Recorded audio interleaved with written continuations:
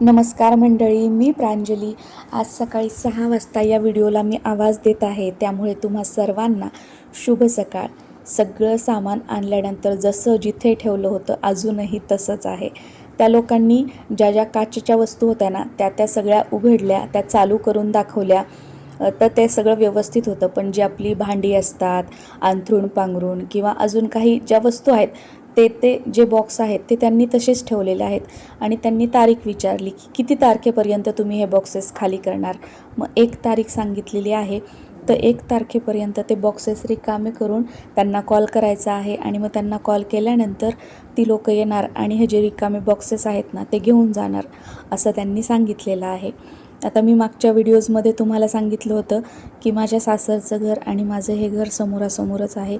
तर सध्या फक्त या घरामध्ये सामान ठेवलेलं आहे आणि आम्ही भैया भाभीच्या घरातच राहत आहोत. सध्या माझं काही रुटीन नाही आहे, त्यामुळे रुटीनचे व्हिडिओज तुमच्यासोबत मी शेअर करत नाही आहे. मला वाटतं जवळपास 1 तारखेपासून तुमच्यासोबत मी रुटीनचे व्हिडिओज शेअर करेल. कारण की मुलीची शाळा जी आहे ती 1 एप्रिलपासून सुरू होत आहे आणि तोपर्यंत संपूर्ण घर सेट करायचं, रुटीनला सुरुवात करायची, असं एक सर्वांनी घरामध्ये बसून विचार केलेला आहे. त्याप्रमाणे सर्व गोष्टी झाल्या तर नक्कीच मग 1 तारखेच्या आधीपासूनही मी तुमच्यासोबत रुटीनचे व्हिडिओज शेअर करू शकते. दरवर्षी वर्षातून 2 वेळा आम्ही यायचो. एक वेळा दिवाळीला आणि गौरी गणपतीमध्ये. त्यानंतर काही कार्यक्रम वगैरे असेल किंवा काही कामं निघाली, इकडून बोलावणं आलं किंवा आमची काही कामं निघाली, आम्ही आलो, 4-5 दिवस राहिलो, कामं केले, गेलं, असं असायचं. पण आता कसं पूर्ण सामानच घेऊन आलेलो आहोत, तर खूप छान वाटत आहे. सर्वात चांगलं कशासाठी की सावीला खेळायला बाहेरच्या मित्रमंडळींची वगैरे आता गरज नाही. घरचीच भावंडं आहे, तिच्यासोबत खेळायला मोकळी जागा आहे खेळायला. तिच्यासाठी आम्हाला खूप छान वाटत आहे. आणि पुण्यात पण कसं खूप मोकळं होतं, तुम्ही बघू शकता. हे माझ्या पुण्याच्या सोसायटीतलं हे आहे.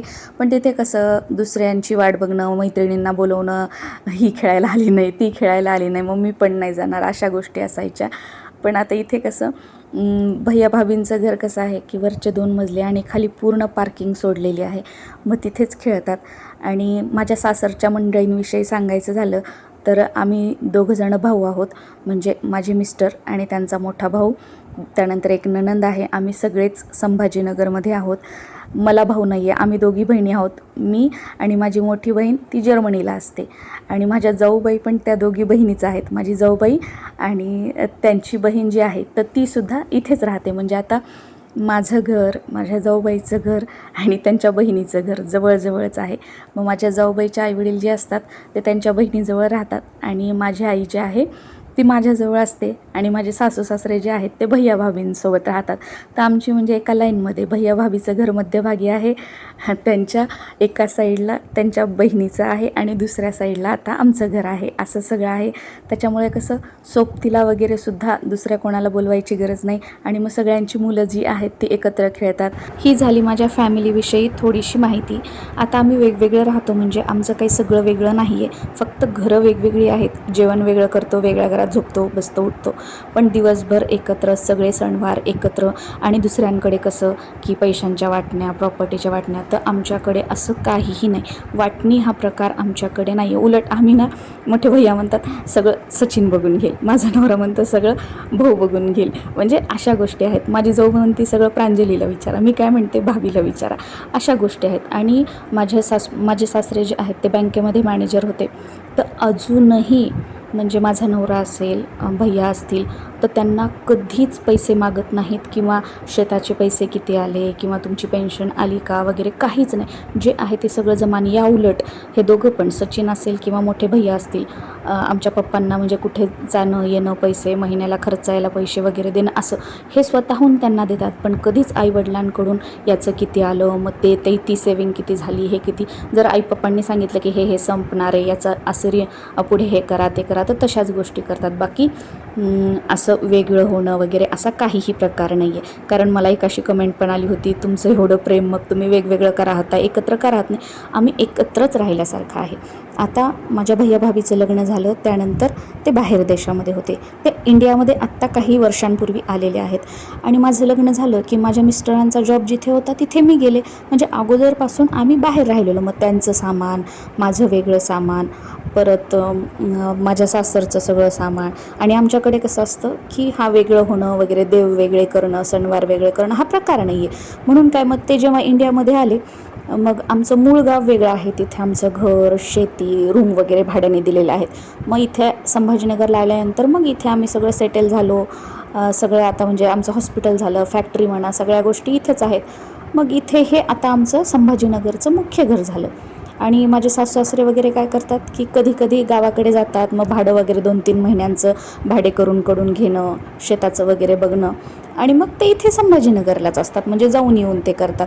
तर असं सगळं आहे. आता वेगळ्या घरात राहणं म्हणजे काही सगळ्या गोष्टी वेगळ्या, आणि एवढं प्रेम असून वेगळ्या घरात राहणं म्हणजे काहीतरी आहे म्हणून वेगळं राहतात, एकत्र का राहत नाहीत, असं काही नाही. हे विचार ना थोडेसे वेगळे.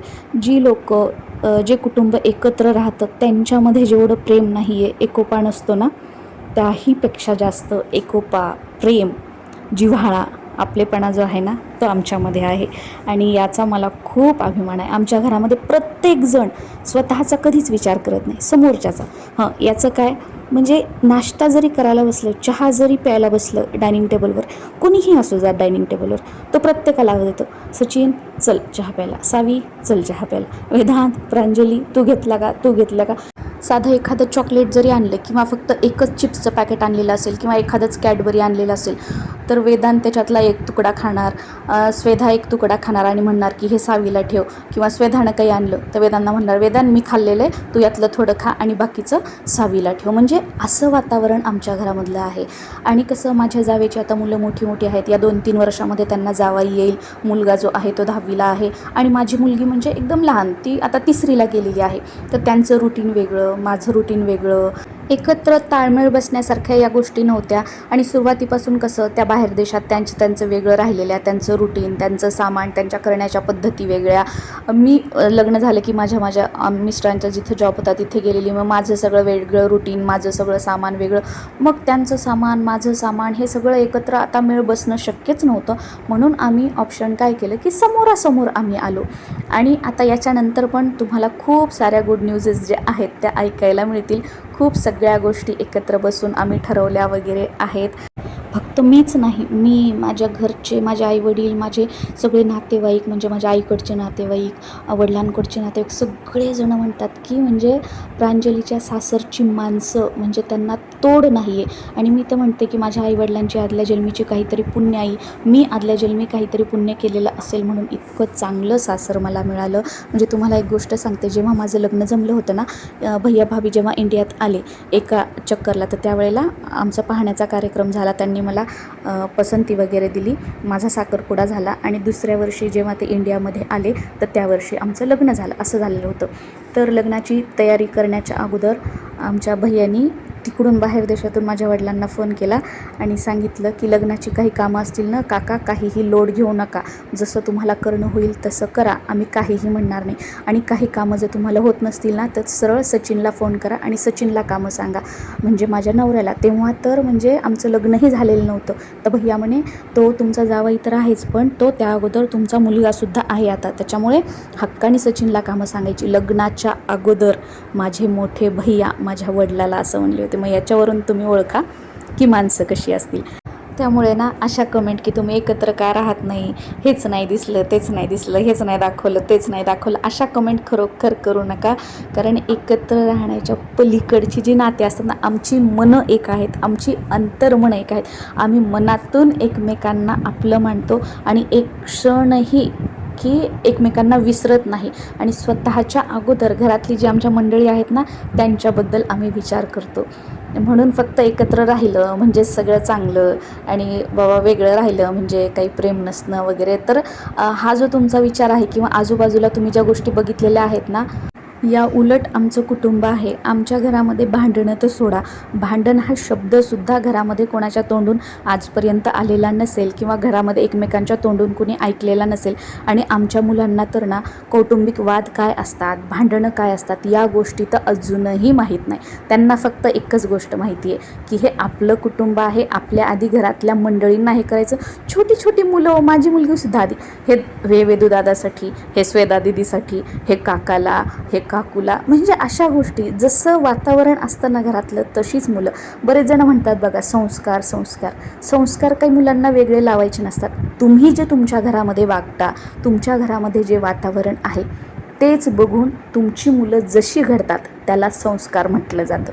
माझ्या भाषेमध्ये तरी संस्कार काही वेगळे लावायचे नसतात, मारून ओरडून शिकवायचे नसतात. जे आपण वागतो ना तेच मुलं शिकतात आणि तेच खरे संस्कार झाले.